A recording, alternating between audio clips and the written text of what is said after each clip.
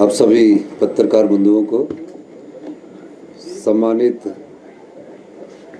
मंत्रिमंडल के हमारे सभी सदस्यगण,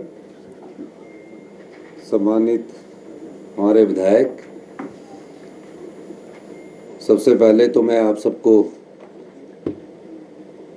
मुखातिब जो हुआ हूँ उसके लिए मैं आपका धन्यवाद करना चाहता हूँ। आप जानते हैं कि तकरीबन 1 वर्ष पहले हिमाचल प्रदेश में कांग्रेस की सरकार बनी। कांग्रेस की सरकार बनने के बाद जिस प्रकार की आर्थिक परिस्थितियां हिमाचल प्रदेश में थी और 14 महीने के कार्यकाल में उस प्रकार की आर्थिक स्थितियों पर हमने नियंत्रण पाया। जिस प्रदेश पर 75,000 करोड़ रुपए का कर्ज चढ़ा हो और 10,000 करोड़ रुपए की सरकारी कर्मचारी और अधिकारियों की लायबिलिटीज़ हो, उसके बाद दिन प्रतिदिन का खर्चा करने की जिस प्रदेश के पास धन ना हो, अपनी नीतियों के द्वारा, अपने कार्यक्रम के द्वारा हमने इस आर्थिक समस्या का सामना किया। उसके बाद प्रदेश में फिर आपदा आई। आपदा के बाद कभी हमने कल्पना भी की थी कि इतिहास की इतनी बड़ी आपदा हमारे जीवन काल में हमें देखने को मिलेगी।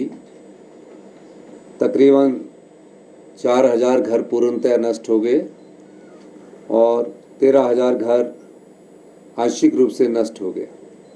उन परिवारों को बसाने की जरूरत थी। पाई पाई जोड़कर जिस परिवार ने एक घर बनाया होता है, उन घरों को बसाने की जरूरत थी और हमारी सरकार ने उन घरों को बसाने के लिए और जो आंशिक रूप से क्षतिग्रस्त घर थे उस नुकसान का जायज़ा लिया और हमने नियमों में परिवर्तन किया, कानून बदल दिया उन परिवारों की सहायता करने के लिए। यही नहीं, जब हमारी सरकार बनी हमने उसमें कुछ गारंटियों का वादा किया था। उसमें पहली गारंटी ओल्ड पेंशन स्कीम को लेकर थी कि हम अपने सरकारी कर्मचारी और अधिकारियों को ओल्ड पेंशन स्कीम के अंतर्गत लाएंगे और हमने पहली कैबिनेट में वो करके दिखाया। निश्चित रूप से ओल्ड पेंशन स्कीम के कारण हमारे पर कई प्रतिबंध लगे, लेकिन हम उन प्रतिबंधों से ना घबराकर हमने कहा हिमाचल प्रदेश के 1,36,000 सरकारी कर्मचारी जो है, जिन्होंने हिमाचल में विकास की गाथा लिखी है, उन सभी को इस सरकारी पेंशन के रूप में सामाजिक सुरक्षा मिलनी चाहिए।